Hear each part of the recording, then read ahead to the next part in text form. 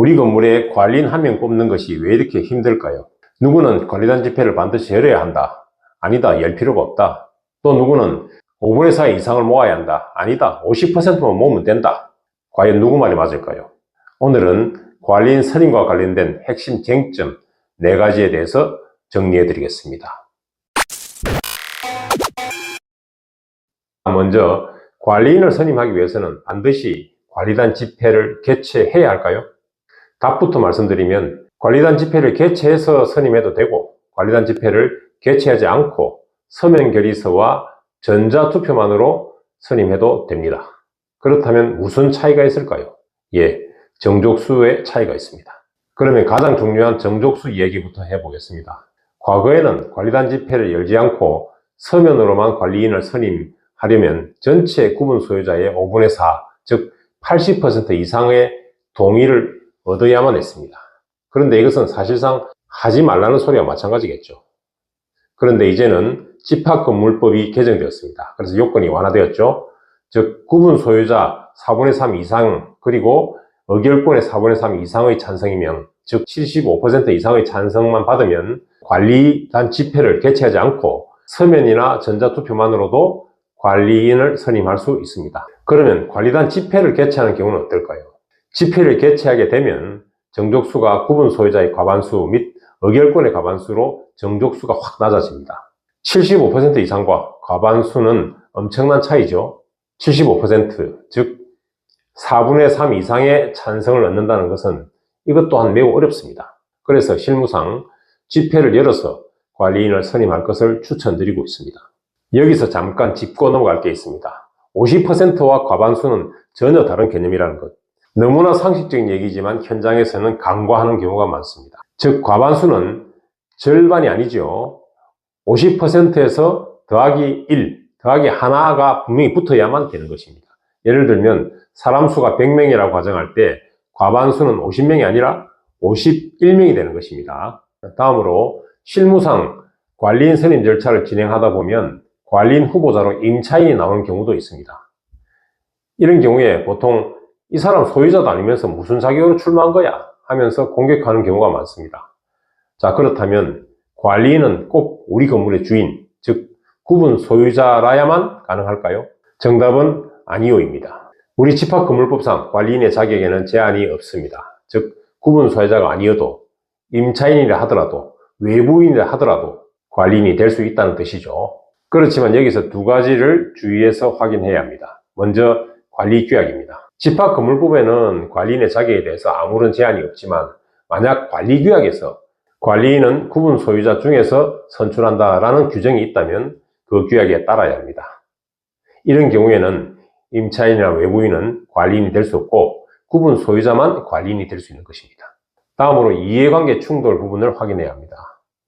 관리업체의 임직원이 만약에 관리인이 된다면 어떨까요? 관리인이 관리업체를 감시해야 하는데 한 몸이 되어버리면 안 되겠죠. 실제로 관리업체 직원이 관리인으로 선임된 것에 대해서 법원이 무효라고 판단한 판례가 있습니다. 그러니까 관리업체의 임직원을 관리인으로 선임한 것은 피해야 됩니다. 참고로 관리인은 반드시 한 명이어야 될까요? 우리 집합건물법에는 이에 대해서 아무런 규정이 없습니다. 그러니까 관리인이 반드시 한 명일 필요는 없습니다. 2명 이상이 공동 관리인이 되어도 무방합니다. 물론 관리규약에 관리인 수를 1명으로 규정하고 있다면 역시 이에 따라야 되겠죠. 자, 다음으로는 실무상 관리인 선임 과정에서 가장 쟁점이 되는 것은 무엇일까요?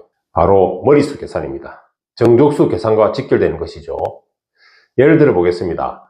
우리 건물에 상가 5개를 가진 큰손 회장님이 계신다고 가정합시다. 이분이 투표를 했다면 몇 표로 계산해야 할까요?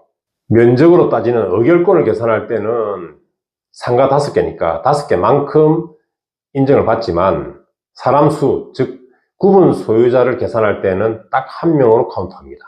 즉 사람 수 계산에서는 아무리 많은 상가, 아무리 많은 지분을 가지고 있다 하더라도 1인 1표가 적용되는 것입니다. 현장에서 몇 개 층의 상가를 소유하고 있는 분이 계십니다. 이분들을 보통 대지분자라고 하기도 하고 또는 큰손 회장님이라고도 부릅니다. 이분들도 당연히 구분 소유자 중에 한 사람으로 카운트합니다. 그런데 의결권, 즉 그것은 면적으로 계산한 의결권의 경우에는 그 사람이 가지고 있는 상가수만큼, 그 면적만큼 의결권을 행사할 수 있는 것이겠죠. 이렇게 구분되어야 하는 것입니다. 자, 이런 경우는 어떨까요? 한 개의 상가, 즉 한 개의 전유 부분에 소유자가 부부 공동으로 되어 있다, 공동명의로 되어 있다, 이런 경우는 어떨까요? 현장에서는 이런 경우를 많이 볼 수가 있는데 더 주의해야 됩니다. 만약에 부부가 50대 50의 지분을 가지고 있다면, 즉 5대 5 지분을 가지고 있다면 반드시 의결권 행사자 지정서를 제출하거나 또는 받아두어야 하는 것입니다. 둘 중에 누가 투표할지를 미리 정해두지 않으면 나중에 과반수 미달로 표 자체가 무효 처리될 가능성이 매우 높습니다. 특히 50%는 과반수가 아니라는 점 여기서 다시 한번 강조드립니다. 다음은 소집 절차와 관련된 쟁점입니다. 만약에 집회를 열기로 결정했다면 7일 전까지 소집 통지를 해야겠죠. 이때 단순히 우편함에 전단지 넣듯이 소집 통지서를 넣어버리면 끝일까요? 절대 안 됩니다. 나중에 나는 못 받았다 하는 사람이 한 명이라도 나온다면 관리단 집회 자체가 흔들리게 됩니다. 부적법하게 될 가능성이 매우 높아지겠죠. 그래서 실무상으로는 준등기를 추천하고 있습니다.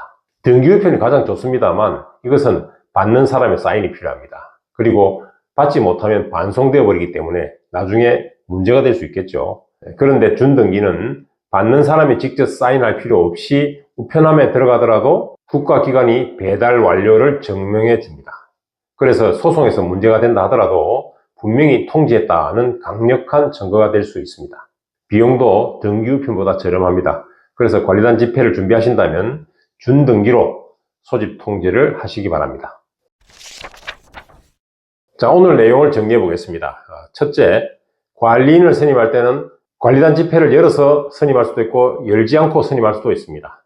관리단 집회를 열지 않을 때는 4분의 3 이상, 즉 75% 이상의 정족수를 충족해야 되고, 관리인 집회를 열었을 때는 과반수의 정족수만 충족하면 됩니다. 둘째, 관리인 자격에는 제한이 없기 때문에 임차인이나 외부인도 관리인으로 선임될 수 있습니다. 그러나 이때 반드시 관리 규약을 확인해야 하겠습니다.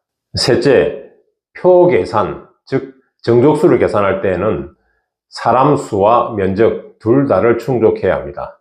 특히 사람 수를 계산할 때는 아무리 많은 수의 상가를 소유하고 있다 하더라도, 대지분자라 하더라도 1인 1표제가 적용된다는 사실을 명심하시고, 그리고 하나의 상가에 2명 이상의 공유인 경우에는 공유자들 사이에서 누가 의결권을 행사할 것인지 의결권 행사자 지정서를 미리 작성하여 제출해 주시기 바랍니다.